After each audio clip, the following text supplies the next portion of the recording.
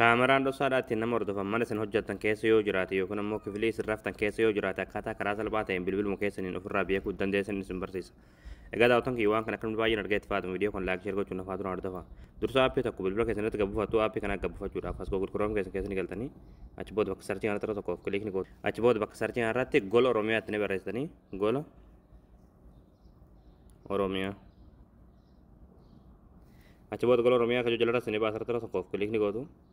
Ammallee asirratti gola Oromiyaa kajoo kan tokkoof kilikni gootu. Ammallee haala kanaan sitti sifataa asirra ta'e koon sarchii kanatti tokkoof kilikni gootu. Bakka sarchii kanatti qubee ka ma raa barreessan achi booda sarchii fuuldura kanatti kilikni gootu sarchii gootu. Achi booda haala kanaan suuraa kana sifataa suuraa kanatti tokkoof kilikni gootu.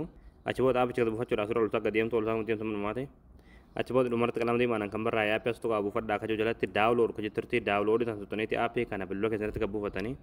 Hayya daawwattoon kiyya aappii gabbuufatanii yeroo galtan aappiin kun haala kanaan kanneen isin tarreessa jechuudha kanneen keessaa kanarratti yeroo tokkoof kilikni gootanii yoo kaameraan dhoksaa ittiin nama hordofan jiraate bilbilli keessan iyyeetii diimaa isin agarsiisu sagalee isin dhageessu yoo kaameraan dhoksaa ittiin nama hordofan tokkollee hin jiraanne diimallee isin agarsiisu iyyellee sagalee isin dhageessu.